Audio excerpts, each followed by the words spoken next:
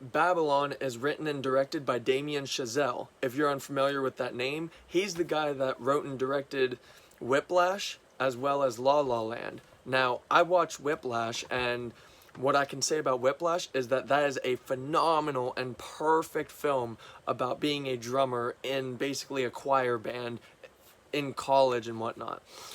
I never watched La La Land because I'm just not too big into musicals, but I've heard from basically damn near everybody that that is also a phenomenal film.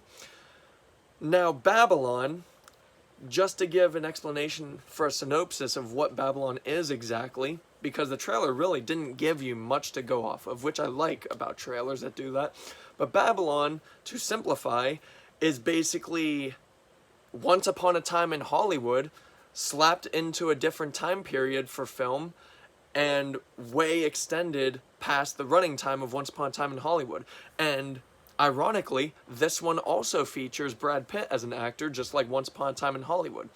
But this film also features a couple other famous celebrities, such as Margot Robbie, who, honestly, at this point, I'm just going to declare it right now, Margot Robbie is my all-time favorite actress ever. She is a phenomenal actress. I thought that she was just kind of a one-hit wonder at first when it came to Suicide Squad, playing as Harley Quinn, because she did such a damn good, stellar job at that. But before that, she was also in The Wolf of Wall Street, and what I commend from her in the Wolf of Wall Street era is Hollywood obviously tried to sexualize her as an actress, and she really proved her chops in the acting world after that. Even just in Wolf of Wall Street, phenomenal actress. But honestly, at this point, in every single film she's ever been in, even if I dislike one, she is hands down an amazing actress. Performs always extremely well, perfectly, honestly, pitch perfect. Every tune that she needs to perform in as an actor, she does it immensely and phenomenally. Now, we get other big names such as Brad Pitt, as I explained, and a lot of people don't like Brad Pitt as an actor. I like him.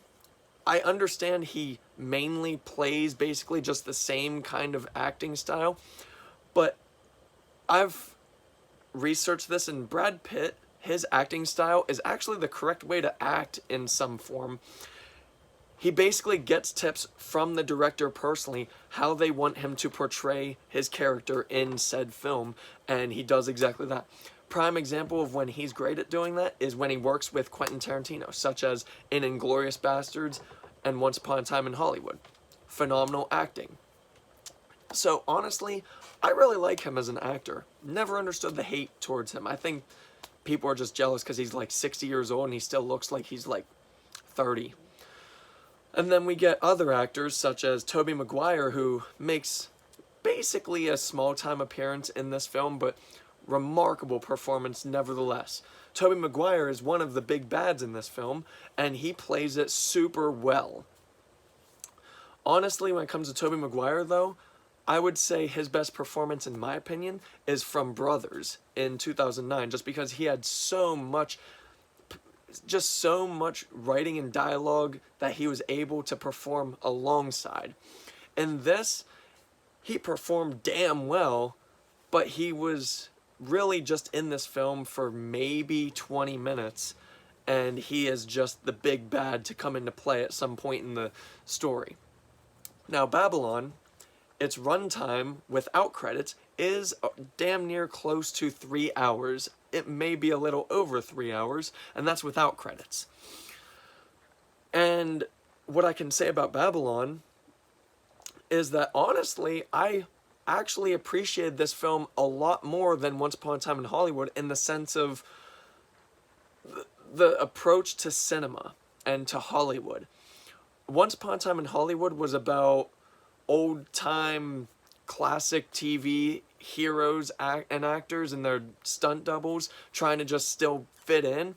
Babylon tells an entire story revolving around 3 to 4 different actors and actresses, from their rise to fame as well as their drop and just being blown out in the industry. And what Babylon excels in with this approach is that they set it in the 1920s up to the 1950s, and you explore and you experience all of the cinema world, in the sense of the cinema world when it didn't have audio, the cinema world when it was trying to experiment with audio and sound and talking, and then by the end, it was the cinema world where they also utilized actual full-on color in their picture. Babylon, if it stuck to just interconnected stories of actors and actresses within the cinema world, them trying to make it in that business, it would have been a 10 out of 10, would have blown the water out of anything else, at least this month.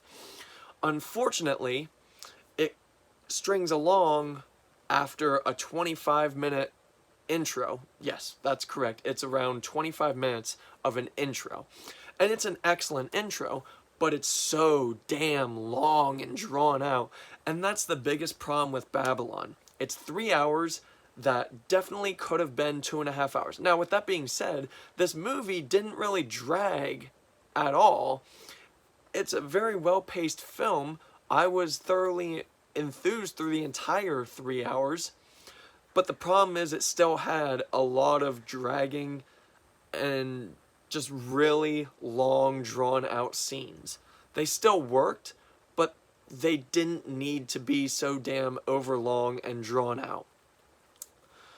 Another problem I have with this film is by the halfway point to the end of this film, I started calling out exactly what was going to happen in the plot 5 minutes before the shit ended up hitting the fan. I did that at least 3 times by the end of the film, so I have to dock that on the film. Overall, though, I really don't understand why critics, they don't hate this film, but they find this film to be super mediocre, and I'm not really understanding why, because this film is essentially Once Upon a Time in Hollywood, extended, and without Quentin Tarantino's writing and direction. And in replacement, it's a guy that actually writes and directs really good movies. Babylon is not a bad movie. It's not even a mediocre movie. Babylon is actually a very, very good film about the film industry and about Hollywood in general.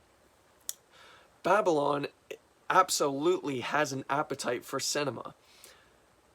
And that is what drew me in and absorbed me. After that behemoth of an intro, I was fully absorbed and immersed in all of the times they were showing you how films are made, the intricacies of them, how directors and sound editors and everybody work together.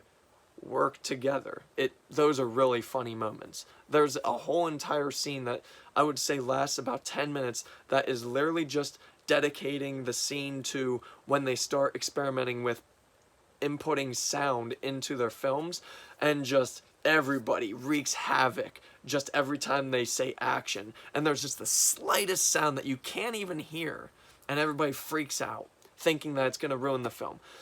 Those are the scenes I absolutely loved about this film. Those are the scenes I wish there were more of. Instead, we ended up with scenes like the intro, which was 25 minutes, that really could have been 15 minutes, and then cue the intro logo. And then on top of that, another gripe I have, now, I understand how Hollywood works. They do their jobs, they go make films, and then basically every night they go home or go to somebody else's home and party their asses off with drugs, alcohol, sex, the like. I understand. That's exactly how Hollywood works. I get it completely. But it gets to the point where in a 3-hour time period where you're going through and it's day of making film, party at night, and then rinse and repeat. And they did that essentially 3 times at least through this 3-hour film. Half of those times I loved. That was the day of making the films. I loved every single moment of those. The problem is you can only stomach so much partying before it starts to become really routine and repetitive. A lot of bad marks that I gave this film, but overall, I really enjoyed this film. It was a really well done film. I believe that should have been 2.5 hours, but it was such a giant epic homage to the film industry in general. I loved it so much. I loved just being absorbed in a film that's made about films, about the film industry, everything pertaining to films. Even the actors and actresses were basically just commended throughout the film. And as I said, Margot Robbie completely steals the show in the entire film. She's in it, I would say, roughly 85% of the film, and that is the percentage that is, I would say, 10 out of 10. And then we get some things that are not bad or garbage, but just borderline mediocre in the sense of just being drawn out scenes. And then another thing I had to say too, within the first 40 minutes, I thought that the actor, I can't remember the actor's name that plays Manny, I thought that Manny's story was essentially going to be boring and not really do anything. But alas, throughout the entirety of the film, his story actually added up to a lot of things happening too. Everybody gets their shot at making their story for themselves, and that's one of the biggest things I love about this. And on top of that, being an homage to the film industry, this also, at the same time, builds its own world for the film. Damien Chazelle is an excellent writer. I do commend him for his writing skills.